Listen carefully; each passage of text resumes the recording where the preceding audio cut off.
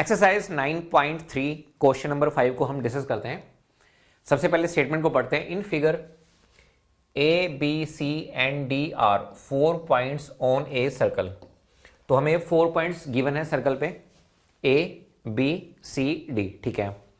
उसके बाद कहा गया है A C and B D intersect at a point E such that the angle B E C is equal to 130 degree and angle E C D is equal to 20 degree. Find angle B A C. A C और B D इस तरह से intersect करते हैं कि ये जो angle है बी ई सी, तो मुझे बताओ ये बी है, ये ई है, ये सी है।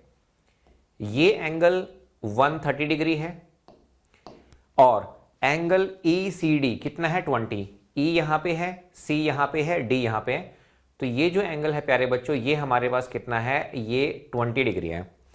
अब वो हमसे कह रहा है एंगल बी ए सी यानी कि बी ए सी आप ये फाइंड आउट कर दो, इस एंगल को फाइंड आउट कर दो। अगर आप ध्यान से देखें तो ये क्वेश्चन बहुत आसानी के साथ सॉल्व हो जाएगा। क्यों? क्योंकि हम एक थ्योरम बहुत पहले डिस्कस कर चुके हैं जिसका नंबर है 9.8। ये थ्योरम एक छोटी सी बात कहती है। क्या कहती है? ये थ्योरम कहती है कि angles in the same segment of a circle are equal. किसी भी सर्कल में सेम सेगमेंट में जो एंगल बनेंगे वो हमारे पास क्या होंगे, सेम होंगे। अब आप बोलोगे सर इसका मतलब क्या है? इसका मतलब ये है, अगर मान लीजिए ये हमारे पास एक सर्कल है, ये हमारे पास एक सेगमेंट है, लाइन सेगमेंट है, ऊपर वाला हमारे पास एक सेगमेंट बन गया, नीचे वाला एक बन गया। अब ये कहीं पे भी हो सकता है, ठीक है, ये यहां पे भी हो सकता है और ये हमारे पास यहां पे भी हो सकता है। अब इस केस में आपको लग रहा होगा कि हमारे पास जो लाइन सेगमेंट है वो कहां से पास कर रहा है, सेंटर से पास कर रहा है, उससे कोई फर्क पड़ने वाला है नहीं। अब मुझे बताओ, चाहे आपके पास यहां पर हो, कहीं पे भी हो, अगर आप एंगल बनाते, जैसे आपने यहां पे ये एंगल बना एक, ठीक है, और एक आपके पास ये एंगल बना यहां पे, तो ये जो एंगल x है और ये जो एंगल y है ये हमारे पास क्या होंगे, इक्वल होंगे। ये हम थ्योरम में पढ़ चुके हैं, है ना। अगर आपको ये थ्योरम याद है तो ये क्वेश्चन सिर्फ 2 लाइन का है। तो मैं उम्मीद करता हूं कि आपको इतना पता होगा।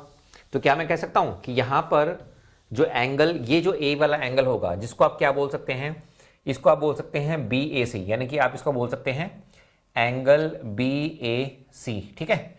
यानी कि हम यहां पर इस एंगल की बात कर रहे हैं, एंगल बी ए सी।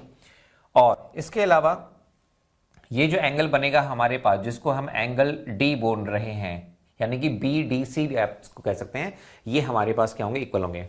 तो क्या मैं यहां पर कह सकता हूं solution, we know that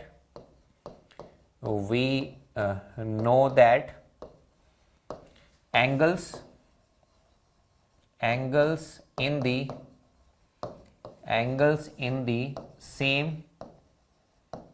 segment of a circle are equal, ठीक है, ये हमें पता है। तो हमने थ्योरम 9.8 से पता किया। तो क्या मैं कह सकता हूं ये जो एंगल होगा a, इसको मैं कहूंगा बी ए सी, यानी कि जो एंगल होगा हमारे पास बी ए सी, ये एंगल किसके इक्वल होगा, बी डी सी के इक्वल होगा। बताइए, यहां तो कोई डाउट? आसान है। उसके बाद देखो, अगर आप ध्यान से देखो तो ये हमारे पास क्या है, एक लाइन जा रही है ना, हमारे पास एक लाइन जा रही है, एक सेगमेंट बोल दो। तो आप मुझे बताओ, आपको पता है ये एक लाइन है, तो आप मुझे बताओ इसका जो सम होगा, ये जो एंगल है ये हमारे पास कितना होगा, 180 डिग्री होगा। अब अगर आप इसको टिल्ट कर दोगे तो एंगल थोड़ा ना बदल जाएगा। यानी कि अगर ये हमारे पास लाइन इस तरह से हो, तब भी ये जो एंगल होगा ये हमारे पास कितना होगा, 180 डिग्री होगा। अगर मान लो इस तरह से हमारे पास एंगल बने हुए हैं, जैसे मान लो ये हमारे पास हो गया x, ये हो गया y, तो क्या मैं कह सकता हूं कि हमारे पास यहां पर जो x प्लस y है इसका सम कितना होगा, 180 डिग्री होगा। और इसी तरह से क्या मैं कह सकता हूं, लीनियर पेयर बना रहे हैं, अगर ये x है ये y है, तो x प्लस y इन दोनों का जो सम होगा वो कितना होगा, 180 डिग्री होगा। तो ध्यान से देखना बच्चों, ये एक लाइन जा रही है ना, ये एक लाइन है। अब इस लाइन पे मुझे ये एंगल पता है 130 डिग्री, तो क्या मैं कह सकता हूं कि ये जो एंगल होगा, ये एंगल प्लस में ये 130, ये दोनों मिलके क्या बनाएंगे, 180 डिग्री बनाएंगे, है ना। ये क्लियर हो गया? तो क्या मैं यहां पे लिख दूं? बिल्कुल लिख सकते हैं। तो हम यहां पे टाइम को वेस्ट किए बिना हम यहां पर लिख सकते हैं कि 130 डिग्री प्लस में, अब ये एंगल क्या होगा, ई वाला लेना ना, आप इसको ऐसे ले लो, डी ई और सी, आप ऐसे ले लो ये वाला, ठीक है, ये एंगल मुझे लेना है डी ई सी, इसको मैं पिक कर लेता हूं। प्लस में हमारे पास एंगल DEC, इन दोनों का सम कितना होगा 180 डिग्री। ये हमारे पास क्या है, लीनियर पेयर है। ठीक है, ये हम पहले बहुत बार पढ़ चुके हैं।